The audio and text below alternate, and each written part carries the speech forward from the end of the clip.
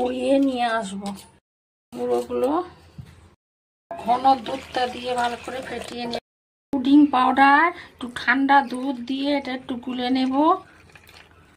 Pudding পাউডারটা ভালো করে ছিটিয়ে নেব, চারিদিকে মিশে যায় যাতে। বাটিতে ক্যারামেল করে এর মধ্যে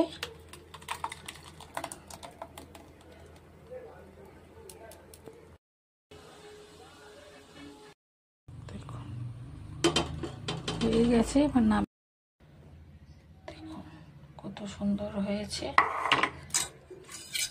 আপনাদের ভালো লাগলে আমার চ্যানেলটাকে লাইক সাবস্ক্রাইব করবেন।